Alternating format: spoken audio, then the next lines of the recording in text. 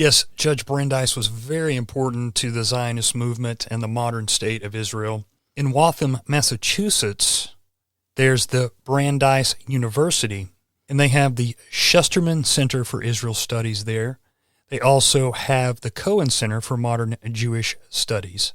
So it's a very Israeli-based university named after Judge Brandeis. And so he continues to influence future generations. And interestingly enough, his cohort, Judge Felix Frankfurter in the Parushim, has a famous quote: "The real rulers in Washington are invisible to exercise power from behind the scenes." And he would know because he was a part of that secret society dedicated to fostering Zionism and creating the modern state. In 1912, prominent Jewish American attorney Louis Brandeis, who was to go on to become a Supreme Court justice, became a Zionist. Within 2 years, he became head of the International Zionist Central Office, newly moved to America from Germany. While Brandeis is an unusually well-known Supreme Court justice, most Americans are unaware of the significant role he played in World War I and of his connection to Palestine.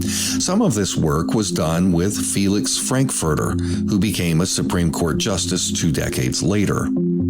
Perhaps the aspect of Brandeis that is least known to the general public, and often even to academics, is the extent of his zealotry and the degree to which he used covert methods to achieve his aims. In 1982, historian Bruce Allen Murphy, in a book that won a Certificate of Merit from the American Bar Association, reported that Brandeis and Frankfurter had secretly collaborated over many years on numerous covert political activities. Zionism was one of them.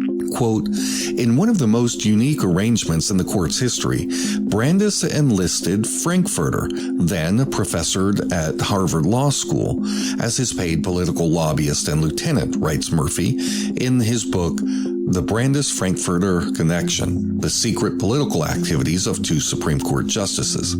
Quote, "Working together over a period of 25 years, they placed a network of disciples in positions of influence and labored diligently for the enactment of their desired programs. This adroit use of the politically skillful Frankfurter as intermediary enabled Brandeis to keep his considerable political endeavors hidden from the public," continues Murphy. Brandeis only mentioned the arrangement to one other person, Murphy writes, another Zionist lieutenant, Court of Appeals Judge Julian Mack. One reason Brandeis and Frankfurter kept their arrangement secret was that such behavior by a sitting Supreme Court justice is considered highly unethical. As an editorial in the New York Times pointed out following the publication of Murphy's book, quote, "The Brandeis-Frankfurter arrangement was wrong. It serves neither history nor ethics to judge it more kindly as some seem disposed to do. The prolonged, meddlesome Brandeis-Frankfurter arrangement violates ethical standards." The Times reiterates a point also made by Murphy. The fact that Brandeis and Frankfurter kept their arrangement secret demonstrated that they knew it was unethical, or at least realized that the public would view it as such. Quote, "They were dodging the public's appropriate measure of fitness."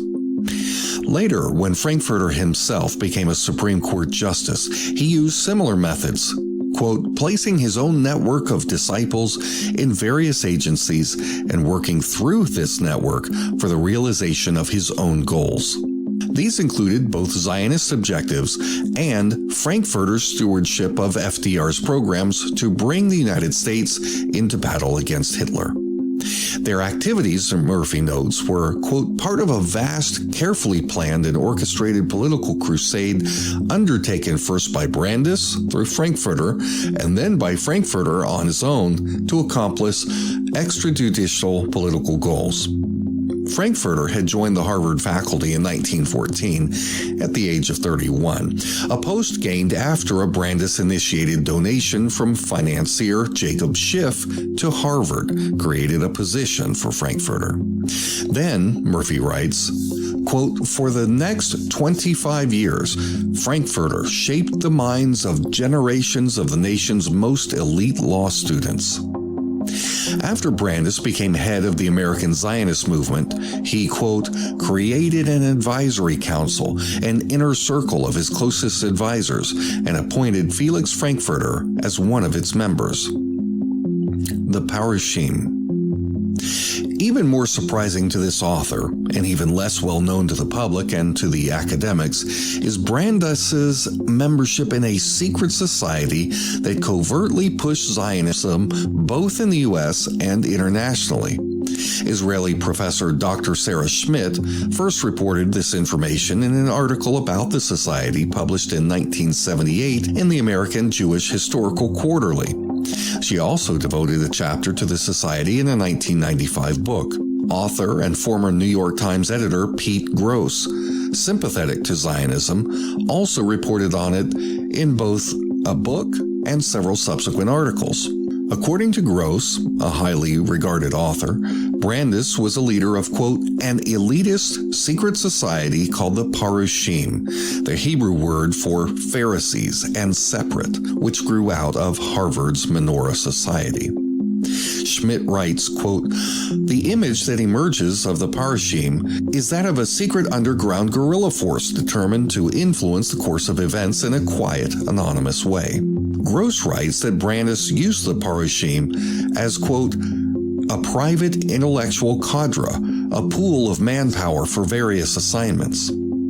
Brandeis recruited ambitious young men, often from Harvard, to work on the Zionist cause and further their careers in the process. Quote, "As the Harvard men spread out across the land in their professional pursuits," Gross reports, "their interests in Zionism were kept alive by secretive exchanges and the trappings of a fraternal order. Each invited initiate underwent a solemn ceremony, swearing the oath to, quote, guard and to obey and to keep secret the laws and the labor of the fellowship, its existence and its aims." At the secret initiation ceremony, new members were told this: "You are about to take a step which will bind you to a single cause for all your life. You will for 1 year be subject to an absolute duty whose call you will be impelled to heed at any time, in any place, and at any cost. And ever after, until our purpose shall be accomplished, you will be fellow of a brotherhood whose bond you will regard as greater than any other in your life, dearer than that of family, of school, of nation." While Brandeis was a key leader of the Parushim, an academic named Horace M. KALLEN was its founder. Created in 1913, KALLEN was an academic first hired by Woodrow Wilson, who was then president of Princeton, to teach English there. When KALLEN founded the Parushim, he was a philosophy professor at the University of Wisconsin in Madison. KALLEN is generally considered the father of cultural pluralism. This is all still coming from Alison Ware's book, and she has a great website called If Americans Knew. In her book on KALLEN, Schmidt includes more information on the society in a chapter entitled KALLEN's Secret Army, the Parushim. Now, I've tried to find this book. Actually, I have found it, but it's like $100. I'm not going to pay that. She reports, a member swearing allegiance to the Parushim felt something of a spirit of the commitment to a secret military fellowship. KALLEN invited no one to become a member until the candidate had given specific assurances regarding devotion and resolution to the Zionist cause. Schmidt writes, and each initiate had to undergo a rigorous analysis of his qualifications, loyalty, and willingness to take orders from the order's executive council. Not surprisingly, it appears that Frankfurter was also a member. Members of the Parushim were quite clear about the necessity of keeping their activities secret. An early recruiter to the Parushim explained, an organization which has the aims we have must be anonymous, must work silently, and through education and infection, rather than through force and noise. He wrote that to work openly would be suicidal for their objective. That sounds a lot like the Fabian Society. Gross describes how the group worked towards achieving its goals. The members set about meeting people of influence here and there, casually, on a friendly basis. They planted suggestions for action to further the Zionist cause long before the official government planners had come up with anything. For example, Gross writes, as early as November 1915, a leader of the Parushim went around suggesting that the British might gain some benefit from a formal declaration in support of a Jewish national homeland in Palestine. Brandeis was a close friend of President Woodrow Wilson and used his access to advocate for the Zionist cause, at times serving as conduit between British Zionists and the president. In 1916, Wilson named Brandeis to the Supreme Court. At that time, as was required by standard ethics, Brandeis gave into the pressure to officially resign from all his private clubs and affiliations, including his leadership of Zionism. But behind the scenes, he continued this Zionist work, quietly receiving daily reports in his Supreme Court chambers and issuing orders to his loyal lieutenants. When the Zionist Organization of America was reorganized in 1918, Brandeis was listed as its honorary president. However, he was more than just honorary. As historian Donald Neff writes, through his lieutenants, he remained the power behind the throne. One of these lieutenants, of course, was Frankfurter. Zionist membership expanded dramatically during World War I, despite the efforts of some Jewish anti-Zionists, one of whom called the movement a foreign, un-American, racist, and separatist phenomenon. Now, we learned that the Parushim, that secret society, spawned out of the Menorah Society out of Yale. And it says here, the Menorah Society was also a largely Zionist organization and was similarly secretive about this. An essay from the time that states that the Menorah Society camouflaged its Zionism by organizing itself as a purely nonpartisan body so as to obtain a larger membership. The writer reports that practically all the leaders and active workers in the Menorah Society are Zionists. The thing of which the Menorah boasts now is its little list of prize conversions to Zionism. That was from Mark Rader, Pioneers and Pace Setters, Boston's Jews and American Zionism. You know, when I was looking up the name Parushim, which I first heard in the book by Allison Ware, Against Our Better Judgment, it brought up an article. This is n-academic.com. This is Parushim. The Parushim were disciples of Rabbi Elijah ben Solomon Zalman, known as the Vilna Gaon, who left Lithuania to settle in the land of Israel, then a province of the Ottoman Empire at the beginning of the 19th century. The name Parushim comes from the Hebrew parash, meaning to separate. Because this ascetic group attempted to separate themselves from what they saw as the impurities of the society around them. Influenced by the Vilna Gaon, who wanted to go to Eretz Israel, but was unable, a large group of his disciples and their families, numbering over 500, were inspired to follow his vision.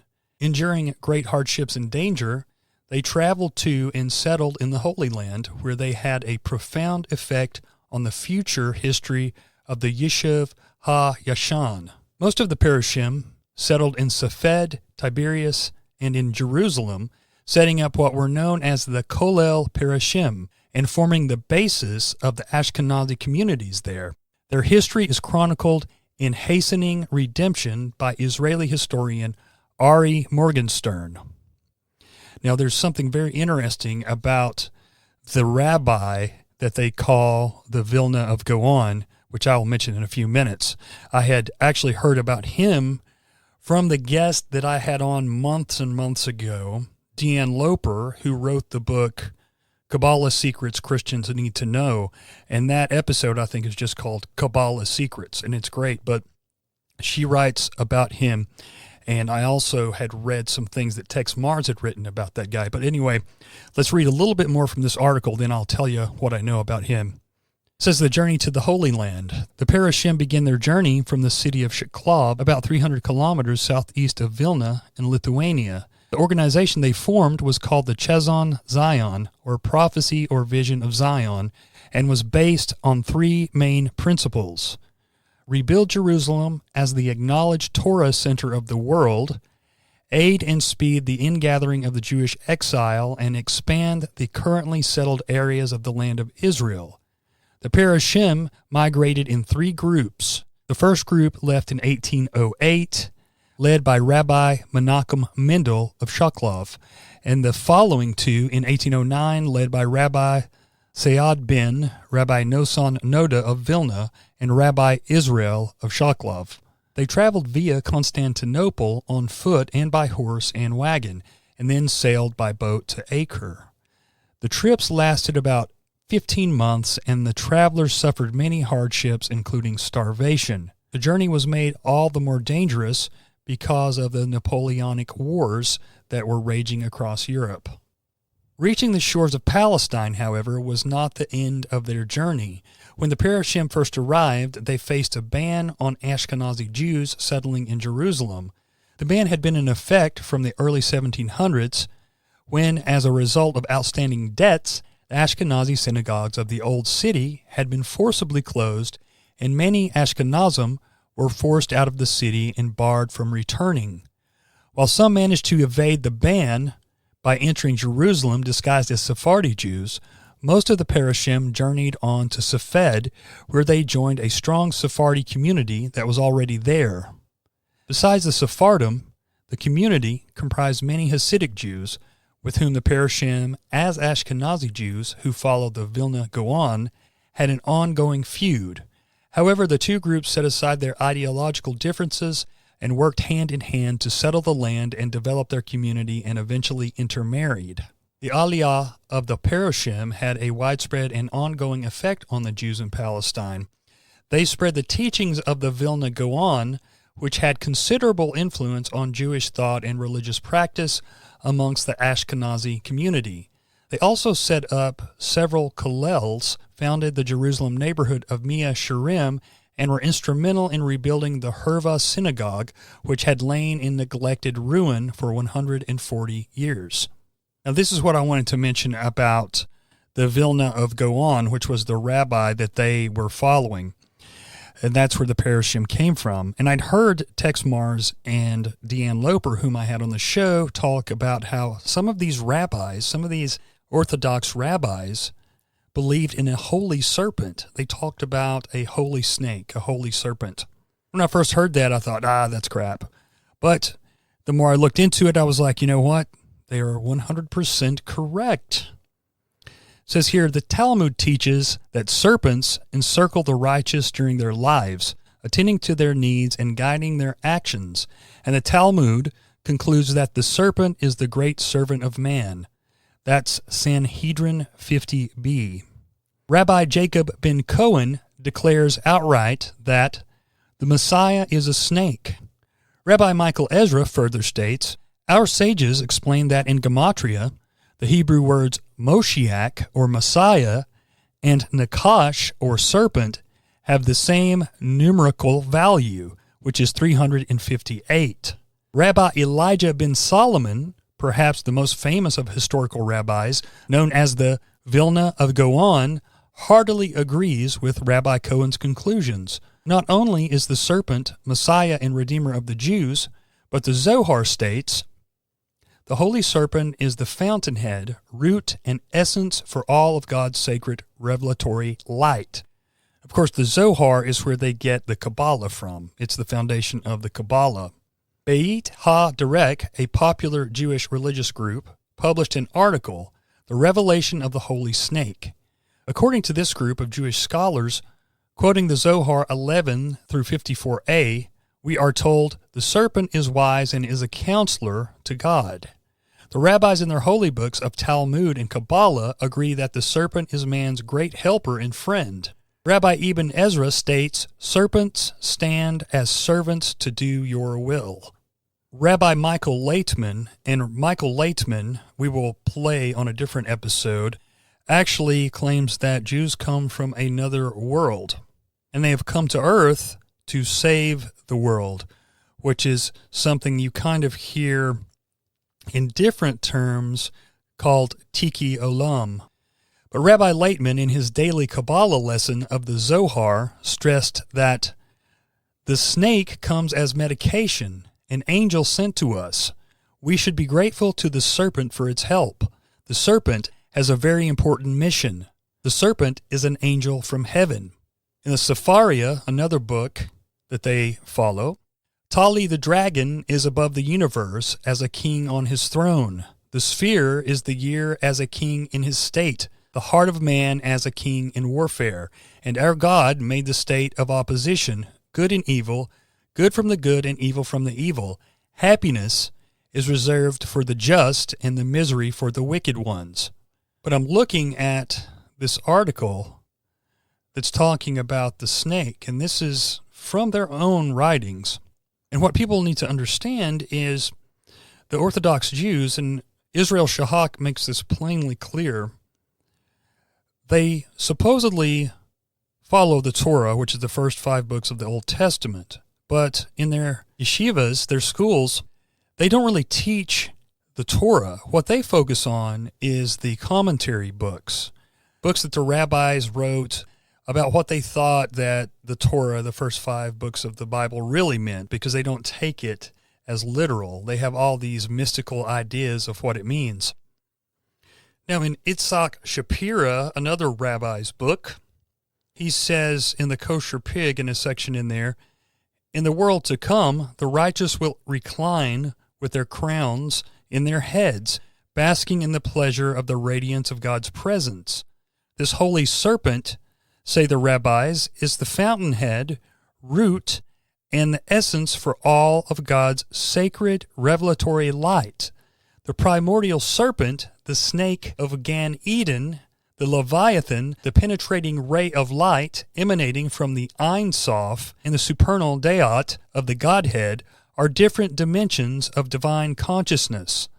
Leviathan is depicted as the Alboros, and we know the Alboros is kind of like the snake eating itself. It's the circle where the snake's eating its tail. You see that in a lot of occult writings.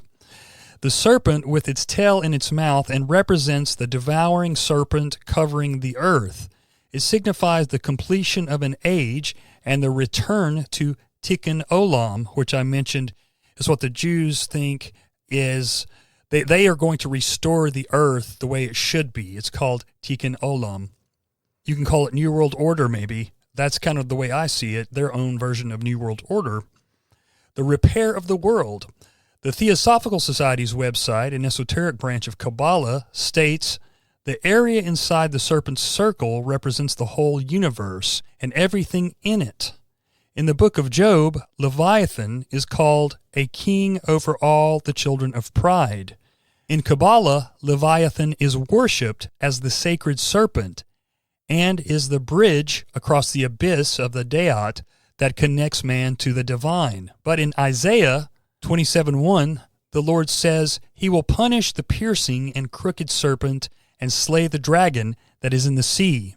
In the cosmology of Kabbalah, the Sephirot tree and all of its creation is said to emanate out of the cosmic sea of the abyss, destined to return to the nothingness of Ein Sof, the god of forces, in the world to come. Those creatures whose work is complete, now free of their destiny, pass beyond the 7th heaven of Arabat and rise up out of the vast sea of creation, crying, I am, as they ascend through the abyss of Deot, of Azalut, and into the union with the crown of crowns, into the knowing and being of God. In Revelation 9:1 and 11, we see a beast rising out of the sea of the abyss, and the 5th angel sounded, and I saw a star fall from heaven unto earth, and to him was given the key of the bottomless pit, and they had a king over them, which is the angel of the bottomless pit, whose name in Hebrew is Abaddon, but in Greek tongue hath his name as Apollyon. This bottomless pit is the abyss, derived from the world of the Buthos, which refers to the sea, the deep or the mysterious depth. Part of this came out of the Kabbalah Secrets book, and she's quoting a bunch of stuff from the book by the Rabbi Itzhak Shapira with his Kosher Pig book. So It's amazing what these guys have taught, do teach, what they believe, and probably 99% of people have no earthly idea about it. And I just wanted to kind of try and help people understand that there's some pretty wild teachings out there. And I think that if most people knew, they'd want to look into it for themselves and kind of find out, well, what are these guys teaching? Because they have their own apocalyptic idea. They think that they're going to create a new world order, a great reset. They think that the great reset is going to happen because people will be reincarnated over and over again until we all follow the law to the T, and then we can all go to heaven, which is pretty similar to what some of the New Age groups believe as far as reincarnation goes. They don't exactly believe that people will follow the law, or the Jewish law especially, to the T, but they think, and this is many of them, that people will be reincarnated until the point to where they get everything right and they are an enlightened being, and then we can all have this heavenly experience. So I was going to wait for another episode, but since we've already talked about serpent symbology in Kabbalah and Orthodox Judaism, let's look a little bit, because I found the entire quote by Rabbi Michael Laitman. He is a very influential rabbi in Israel. You can go on and see a lot of his videos. He's a pusher of this Tiki Olam. He comes off like a New Ager. He wants this world peace and everyone to come together, but you know how I feel about that. I don't think it can ever happen. And they use that to fool people into giving up their rights. And so on Michael Laitman's website, he has another link on there to another rabbi who is openly praising communism and saying that's the way to go. Now, we won't talk about that article just yet, but we will talk a little bit more about this serpent symbolism. Laitman says, a person starts his correction from the lowest critical point when the serpent and Malkut, which is unable to receive any light, are revealed. This serpent has a very important mission. This is why the sin crouches at our door. It is written in a good rather than a bad sense. The Creator prepared a serpent to help us enter the spiritual world. The serpent causes us to make the most basic revelation that we are unable to receive the light inside our egotistic desires. Don't even try. You will be beating your head against a brick wall and will never succeed. Leave your egotistic desires, because you won't be able to do anything with them. You have to rise above them in order to leap above the world. This is what the serpent is explaining to a person. The serpent comes like an angel sent to us by the Creator in order to push us towards correction. Yet, we should be grateful to the serpent for its help. This snake comes as medication. Indeed, it is not a coincidence that the snake is a symbol of medicine and poison and is the basis of all medications. The Creator guides us using bites from the two serpents until we suddenly feel the nature which is above our own.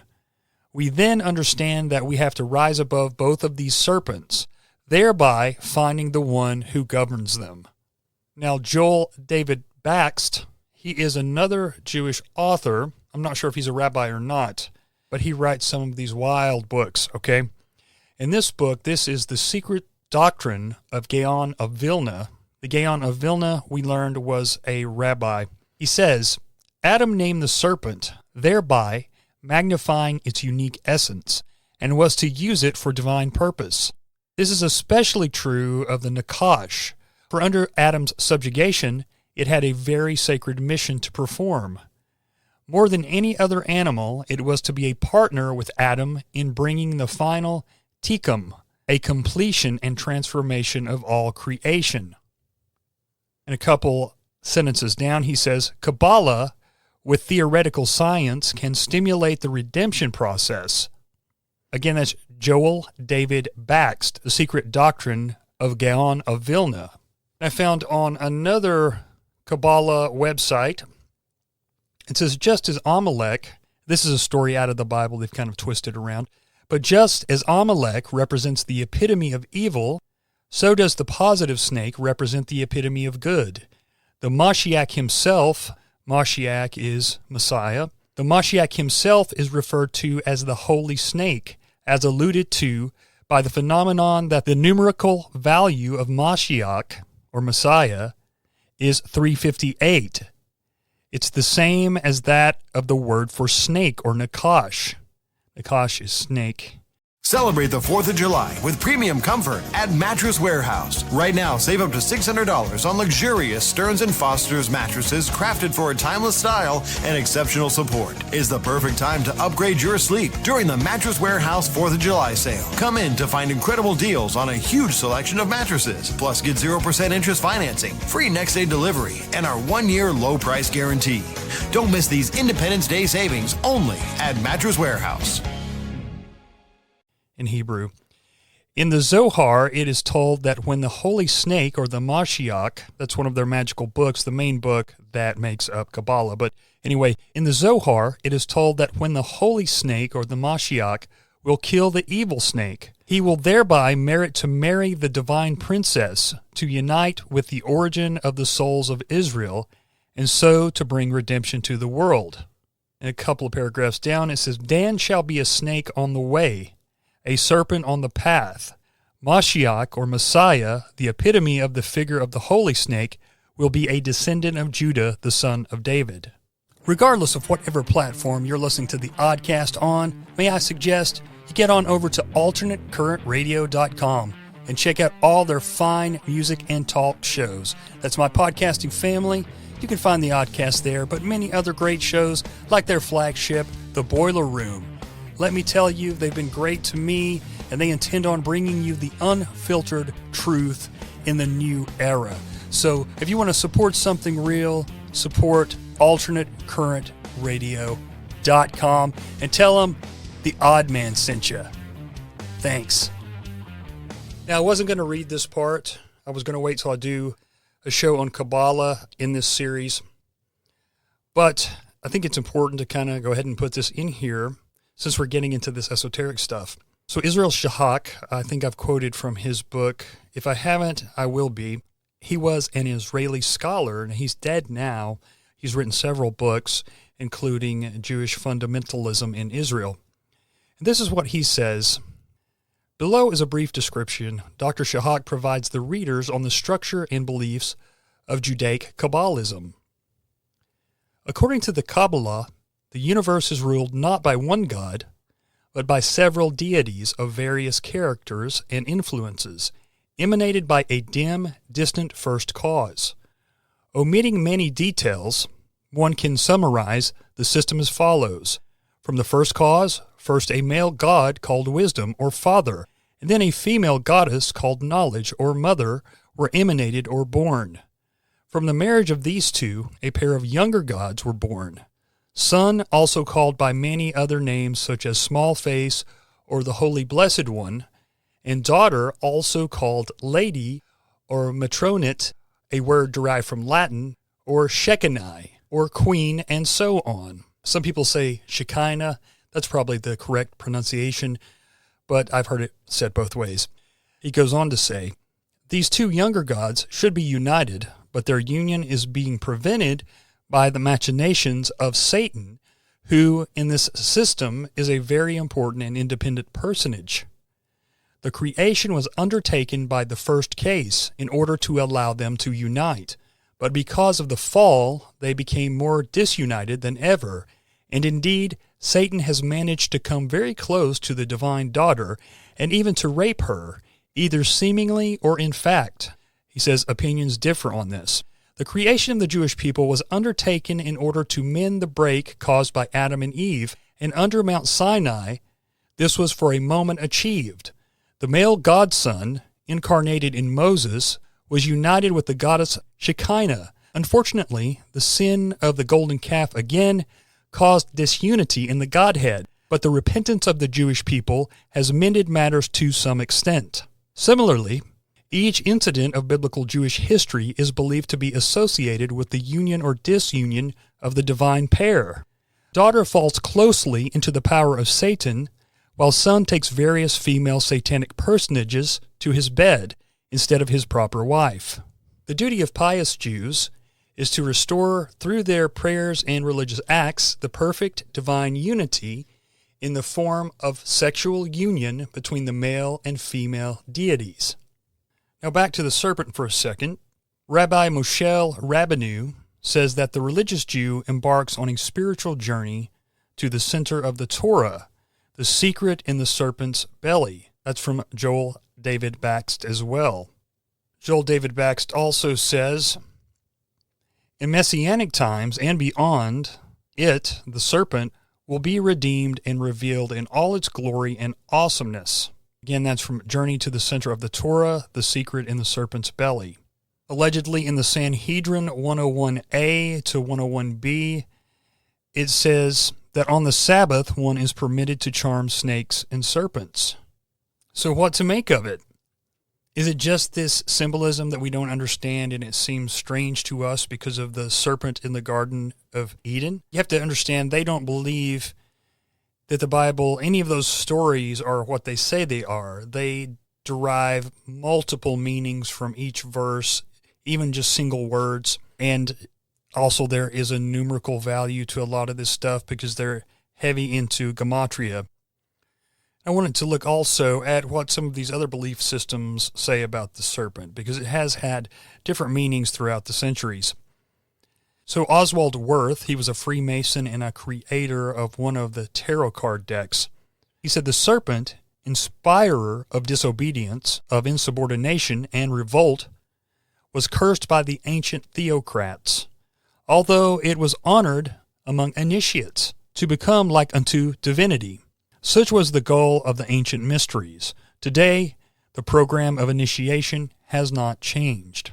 Manly P. Hall, Rosicrucian and Freemason writer, the serpent is the universal symbol and prototype of the universal Savior who redeems the world by giving creation the knowledge of itself and the realization of good and evil.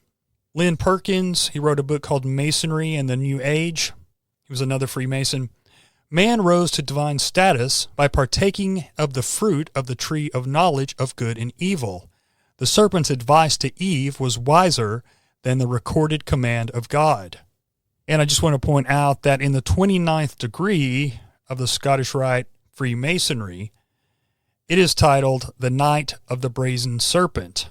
Now, in biblical times, when the Hebrews were in the desert, wandering in the desert, they began to be attacked by snakes, and God told Moses to make a serpent staff, kind of a copper-looking serpent. He told him to make a pole or a staff and put a serpent figure on it, and it would keep the people from dying from the snake bites. Okay, now, instead of the people just accepting this, they began to worship the snake, the actual staff and the snake on the staff. And so that's another instance of the Hebrews kind of turning their back on God and kind of taking something completely out of context. So I think it's just kind of something I wanted to put out there to show people that there's a whole nother world out there that we're not aware of, that we're never going to be taught. And why not look into it? I think that one thing that kind of came to me, and it was kind of a realization that I'm sure other people have had, but I'm not that bright. A lot of this stuff has been hidden under walls and walls and layers of esoteric wording, phrases, symbols, and different things like that. But also, a lot of these beliefs that come from the Zohar and the Talmud and all these different books, the Sefer Yetzirah, they were originally in Hebrew. So there was no way that most people, unless they spoke and could read Hebrew, would have any idea about any of this stuff. So, you know, these Orthodox and other sects of Jewry that use Kabbalah, it's not just the Orthodox, but they are the main ones. They've kind of had that benefit to kind of help them to kind of hide away a lot of these beliefs that would seem very, very strange to others. Now, don't get me wrong, I support whatever they want to believe. I think they should be able to believe it, and no one should hurt them or do anything of the sort. But I think that we have a right to know what they believe since they want to have such a large presence in the world as far as government and policies go. And since they receive so much funding and money, I think that we deserve to know what they actually think and what they're teaching. And, we can actually learn from it and apply some of the things that we like to our own belief system.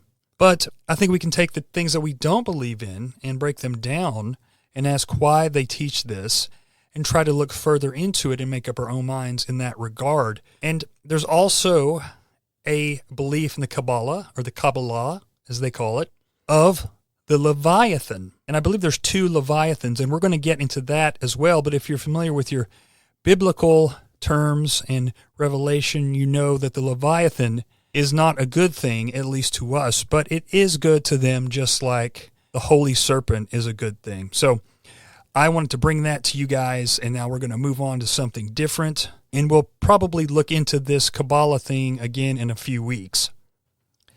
Now, the term Zionist or Zionism is based on Zion, from the Hebrew name for a hill in Jerusalem associated with the biblical city and temple of David. Both Zionist and Zionism, as in terms, are credited to a Viennese Jewish nationalist university student named Nathan Birnbaum in the 1890s. According to dictionary.com, Zionism was cemented as the term for Jewish nationalism as opposed to Judaism for just the religion. In 1897, when activist Theodor Herzl helped create the World Zionist Organization, credited with starting the push that established the State of Israel in 1948. The organization declared its goal of securing a legal homeland for the Jews in the area of Palestine. Originally, Zionists considered other places to be the new Jewish state, such as Uganda, Argentina, Texas, and the Mediterranean island of Cyprus. They eventually settled on Palestine for their location, even though Palestine was already inhabited by a population that was 93 to 96% non-Jewish. The best analysis says the population was 96% Muslim and Christian, who owned 99% of the land. Now keep in mind, back in these times when they first started getting plans together for Zionism and a modern state, the majority of Jews were not Zionists. Zionism was seen as a secular thought process, a secular idea, and religious Jews believed that God would not want them to force themselves into a land. They believed that eventually God would just make it happen, not at the force of a gun or by dropping bombs, but God would bring it about by divine intervention. Let's look a little bit at Theodor Herzl, who's known as the father of Zionism. Theodor Herzl was an Austrian Jewish journalist and playwright, best known for his critical role in establishing the modern state of Israel. His pamphlet, Der Judenstaat, or the Jewish State, published in 1896, helped launch Zionism as a modern political movement whose objective, the establishment of a Jewish homeland, Herzl spent the rest of his life advancing. When Hans Herzl, the son of Theodor Herzl, converted to Christianity in 1924, he eventually committed suicide because he was condemned by his fellow Jews. Activist Ralph Schoenman said in his book, The Hidden History of Zionism, that there are 4 overriding myths that have shaped the consciousness of most people in our society about Zionism. But I would say beyond that, the vast majority of modern people have no idea what Zionism is whatsoever. He said in this book, which was written in the 80s, Ever notice your dog slowing down and having health issues and wonder, what can I do to make them better? Well, my friend, add rough greens to your dog's food for 90 days and I guarantee you'll see changes that will amaze you. Greetings, naturopathic Dr. Dennis Black, inventor of Rough Greens here, and I invite you to give your pup the Rough Greens 90-day challenge. In the first 30 days, you'll see shinier coats and increased energy. By day 60, your dog will have a stronger immune system, less shedding, improved joint function, all due to the live nutrients that you've added to their diet. And at 90 days, better digestion, reduced inflammation, improved heart health, and you may even have reduced their cancer risk. Fetch your dog a free Jumpstart trial bag today. Go to tryroughgreens.com. Use promo code TRYROUGH. That's TRYRUFF. Go to tryroughgreens.com. Use promo code TRYROUGH. You discover the shipping. You don't have to change your dog's food to improve your dog's health. Just add a scoop of Rough Greens. The first, he said, is the myth a land without a people for a people without a land, which is kind of the motto you hear when reading about Zionism and why they wanted to create the modern state where they did. This myth, Schoenman says, was cultivated by early Zionists to promote the fiction that Palestine was a remote, desolate place ready for the taking. This claim was quickly followed by denial of Palestinian identity, nationhood, or legitimate entitlement to the land in which the Palestinian people have lived throughout their recorded history. Second is the myth of Israeli democracy. Innumerable newspaper stories or television references to the Israeli state are followed by the assertion that it is the only real democracy in the Middle East. In fact, Israel is as democratic as the apartheid state of South Africa. Civil liberty, due process, and the most basic human rights are by law denied to those who do not meet racial, religious criteria. The third myth, he says, is that of security. As the motor force of Israeli foreign policy, Zionists maintain that their state must be the fourth largest military power in the world because Israel has been forced to defend itself against imminent menaces from primitive, hate-consumed Arab masses only recently dropped from the trees. The fourth myth is that Zionism as the moral legate of victims of the Holocaust. This is at once the most pervasive and insidious of the myths about Zionism. Ideologues for the Zionist movement have wrapped themselves in the collective shroud of the 6 million Jews who fell victim to Nazi mass murder. The bitter and cruel irony of this false claim is that Zionists and the Zionist movement itself actively colluded with Nazism from its inception. And that is very true, and we will learn about that. To most people, it appears anomalous that the Zionist movement, which forever invokes the horror of the Holocaust, should have collaborated actively with the most vicious enemy ever faced by the Jews.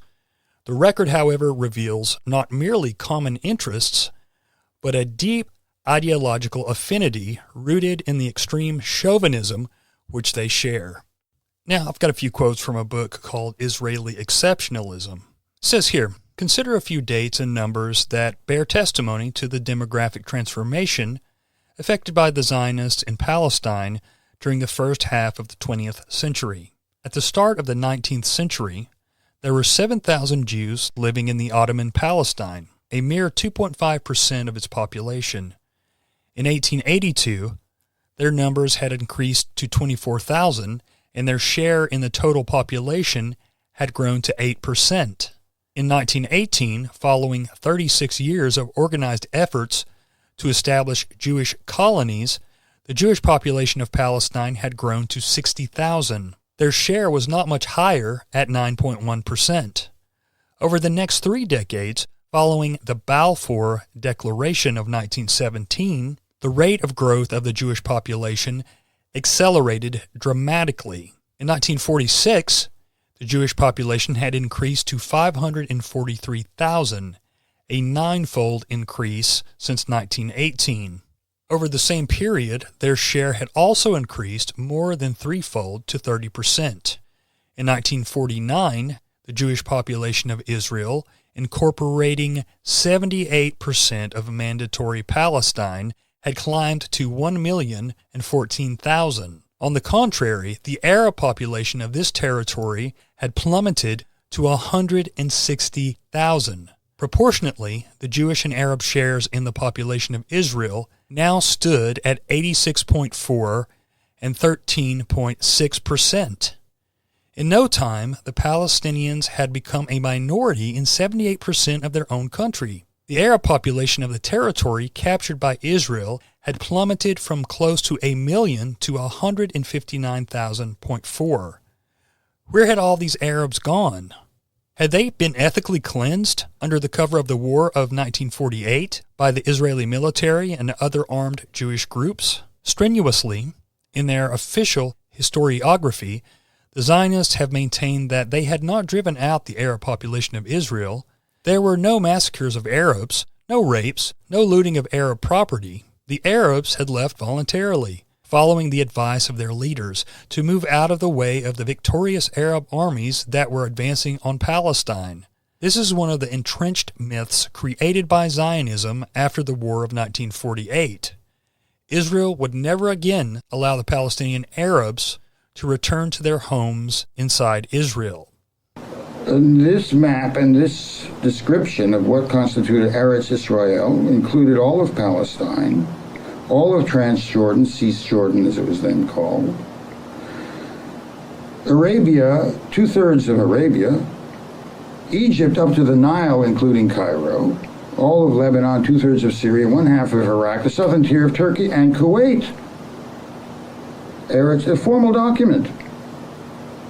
So the Zionist apparatus and its imperial masters hadn't the slightest intention of resting with the partitioning and the handing over to this colonial settler population, which was 29% of the population by this time, 55% of the most fertile land. Within 6 months, even before the formation of the state,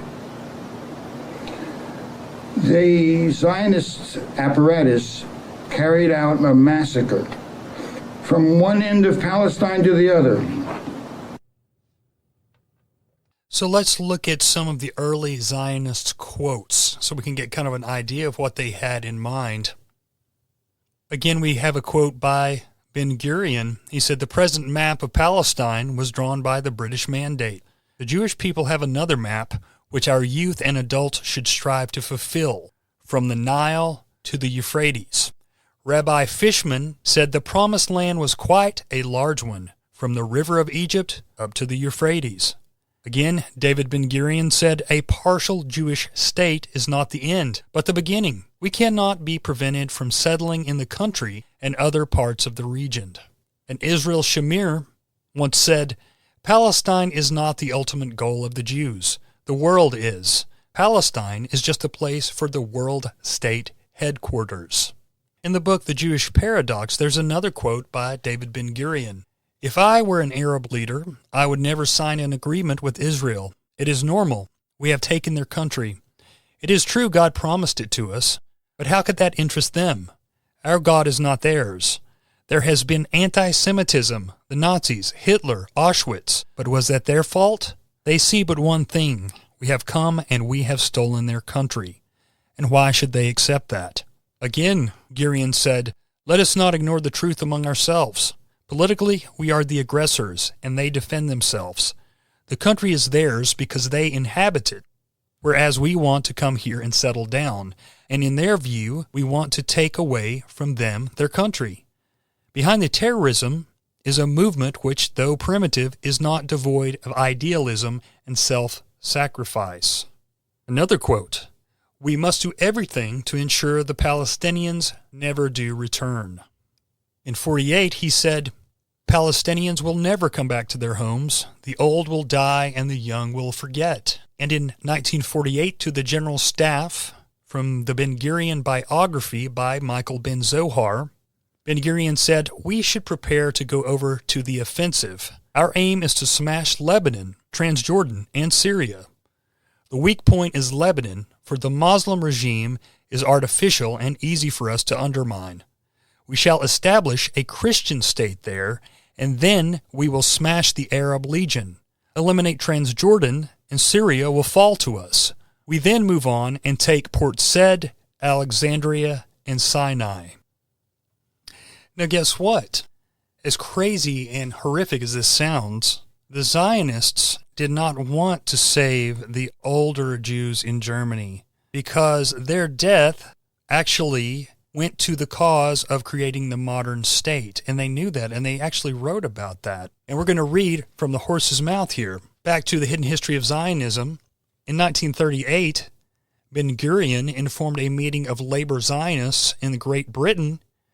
He said, "If I knew that it would be possible to save all the children in Germany by bringing them over to England and only half of them by transporting them to Eretz Israel, then I opt for the second alternative." This obsession with colonizing Palestine and overwhelming the Arabs led the Zionist movement to oppose any rescue of Jews facing extermination, because the ability to deflect select manpower to Palestine would be impeded. From 1933 to 1935, The World Zionist Organization, get this, turned down 2/3 of all German Jews who applied for immigration certificates. Beryl Katz-Nelson, editor of the labor Zionist Devar, described the cruel criteria of Zionism. German Jews were too old to bear children in Palestine. They lacked trade skills for building a Zionist colony, didn't speak Hebrew, and weren't Zionists. In place of these Jews facing extermination, the WZO brought to Palestine 6,000 trained young Zionists from the United States, Britain, and other safe countries. Worse than this, the World Zionist Organization not merely failed to seek any alternative for the Jews facing the Holocaust, the Zionist leadership opposed belligerently all efforts to find refuge for fleeing Jews. As of late 1943, while the Jews of Europe were being exterminated, the U.S. Congress proposed to set up a commission to study the problem. Rabbi Stephen Wise, who was the principal American spokesman for Zionism, came to Washington to testify against the rescue bill because it would divert attention from the colonization of Palestine. This is the same Rabbi Wise who in 1938, in his capacity as leader of the American Jewish Congress, wrote a letter in which he opposed any change in U.S. immigration laws which would enable Jews to find refuge. He stated, "It may interest you to know that some weeks ago, the representatives of all the leading Jewish organizations met in a conference. It was decided that no Jewish organization would at this time sponsor a bill which would in any way alter the immigration laws." The entire Zionist establishment made its position unmistakable in its response to a motion by 227 British members of Parliament calling on the government to provide asylum in British territories for the persecuted Jews. The meager undertaking which was prepared was as follows.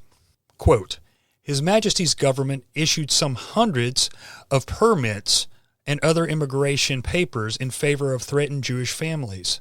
Unquote.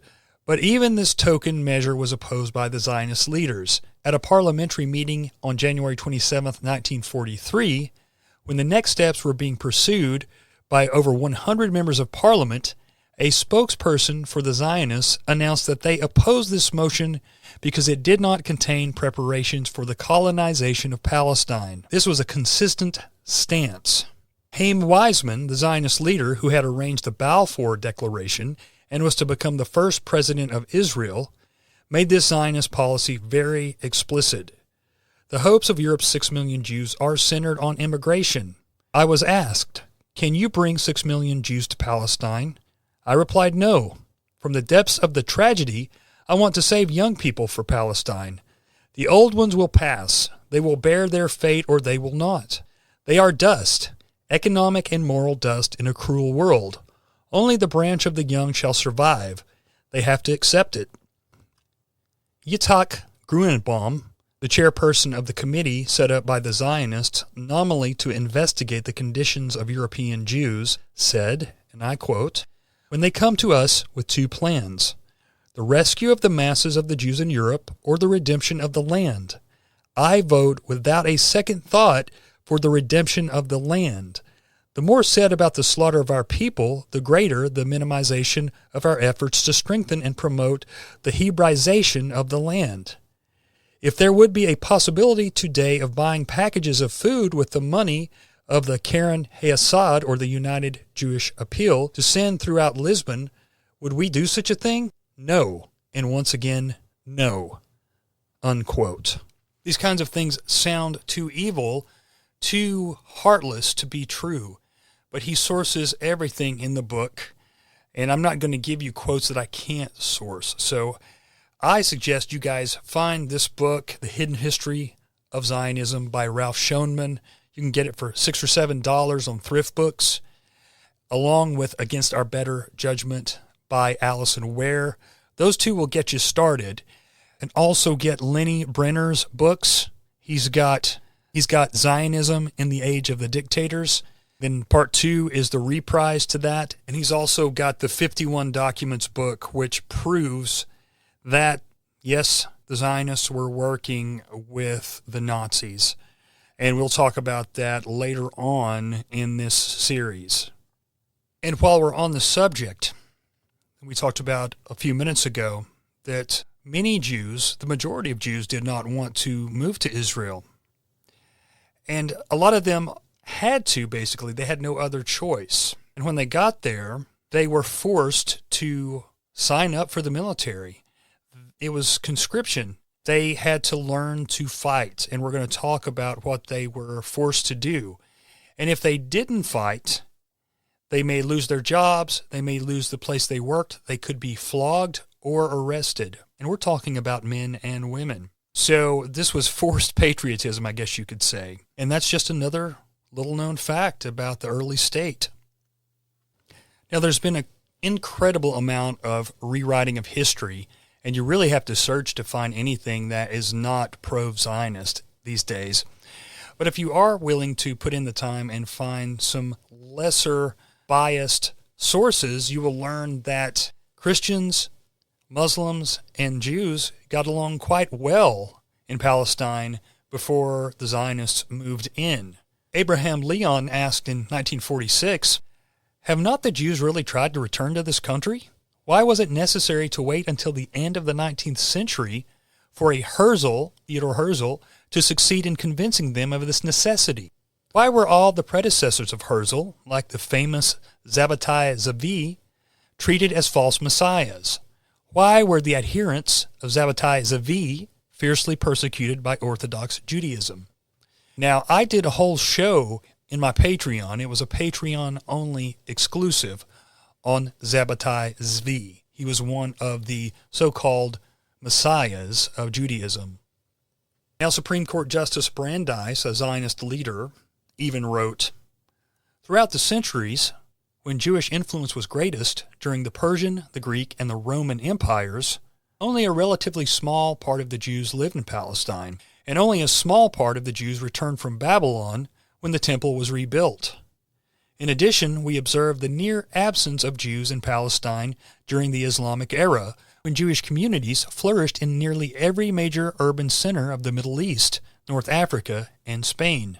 In the 1530s, there were only 5,000 Jews living in Palestine, when it had a population of 157,000. In the late 17th century, the Jewish presence had dwindled to 2,000 out of a population of 232,000. And in 1800, there were 7,000 Jews out of a population of 275,000.20. In the 17th century, both Algiers and Fez and several other Islamic cities contained larger Jewish populations than there was in all of Palestine. The official launching of Zionism did not spur a Jewish rush to Palestine either. When a growing stream of Jews was leaving Europe for Western destinations, only some 75,000 Jews arrived in Palestine between 1882 and 1914, compared to 1.7 million who left for the United States during this period. Moreover, only half of those who arrived in Palestine chose to make it their permanent home. Jewish immigration to Palestine picked up only in the 1930s, but this was because Western countries had closed their doors to Jewish immigrants in the preceding decades. In the period since its founding in 1948, despite rapidly advancing prosperity, Israel has attracted only a trickle of immigrants from the prosperous Jewish communities in Western countries. Starting in the 50s, most of the Jewish arrivals in Israel have consisted of economic migrants who could not gain entry into Western countries. None of this means that Eretz Israel is not a venerable place in Jewish religious imagination, or that biblical history centered in Eretz Israel does not occupy an important place in the Jewish ethos. The historical evidence, however, shows that this Jewish connection to Israel as a spiritual center has not translated into a decision to migrate to Israel, when Jews have been free to choose more prosperous and safer destinations. All right, guys, that concludes Those We Don't Speak Of, Part 2.